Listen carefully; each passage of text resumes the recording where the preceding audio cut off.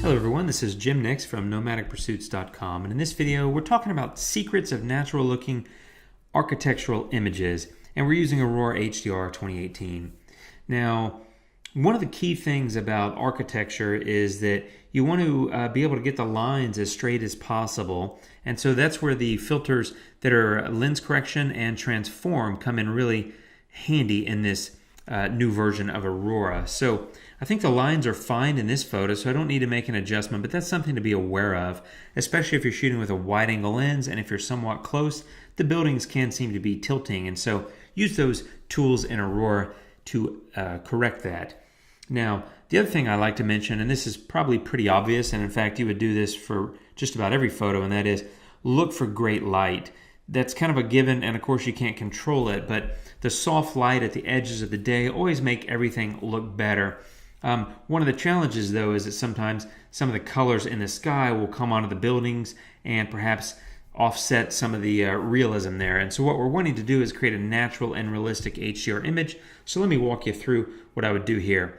I'm on the base layer, and I'm going to make a couple of minor adjustments here. I'm just going to move the temperature and the tint slightly to the right. I'm going to bump up the contrast a little bit, something like that. Now it's getting a little bit dark, but that's okay. We're going to come into Smart Tone and now adjust that accordingly. So let me show you what we've done before and after already. There's the before, there's the after. So I think we've got a nice start here, but we got a few more things to do. I'm going to add a little bit of structure because, you know, architecture has details sort of by definition. And in this photo, you've got some nice lines and some nice, different textures and details. And I'm going to use the structure slider to accentuate those. Okay, so that's where we are. Now, one of the things I want to do is bring up the color in the sky. It was a beautiful sunset here, so I want to go add a new layer, and I'm going to say add a new adjustment layer. And I'm going to come in here and I'm going to make a few adjustments. And so just move these sliders around, getting that sunset look that was in the sky and get it back. So I'm going to move saturation up slightly and vibrance up slightly. And I think what I'm going to do now is add some denoise. Now, you're probably looking at the color and saying, well, it's all over the buildings, and that's true, but we're just working on the sky. So this layer is all about the sky. So if I turn it off and then turn it on, if you're just looking at the sky, you'll kind of see what we're doing here. I'm also going to add some denoise because I want to soften up those clouds, and I think that's something that looks really good on architectural photos, is if you have really nice smooth clouds and great light behind your subject. So I'm going to go ahead and choose the brush, and I'm in paint mode. I'm going to go ahead and paint those edits into this layer. Now I'm doing a quick pass with the brush. This is not a finely detailed masking job, so I just want to point out that I'm very aware of that. Since it's just for instructional purposes, I think you'll get the point from seeing what we do here. Okay, so I missed some spots as I expected I would, but that's okay. I think we've pretty much done what we wanted to do, which is enhance the sky a little bit. So let me show you the before and after. So now you can see the colors come up in that.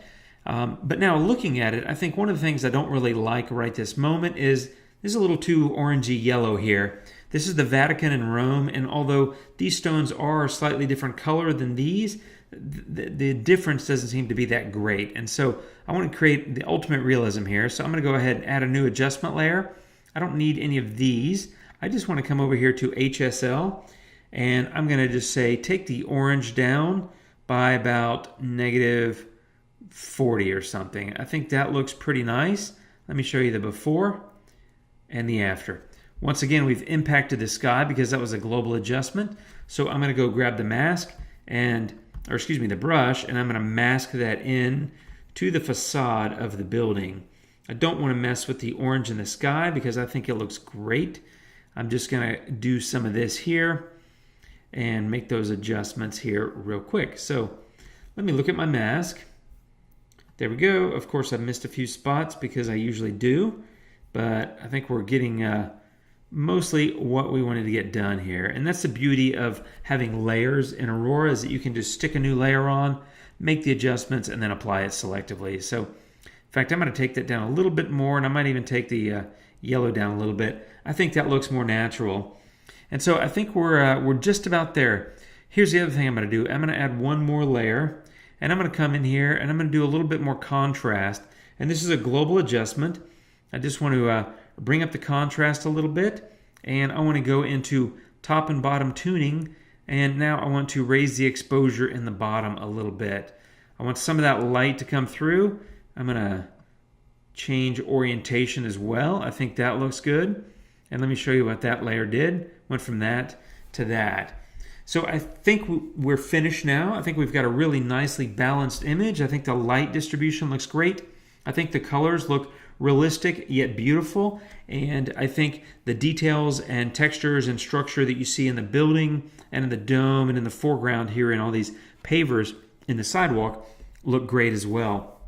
And so the key thing that I did here is take advantage of the layers function, because a lot of these edits were selective in nature, and so I wanted to do an edit and then mask it into the appropriate part of the photo, such as when I adjusted the sky or took the saturation levels down in the facade of the building. And so that's a key tip, is obviously shoot it in great light, watch your verticals, but also take advantage of the layers function so that you can manage your edits on a very selective basis. And that's how I go about creating natural looking architecture images in Aurora HDR 2018.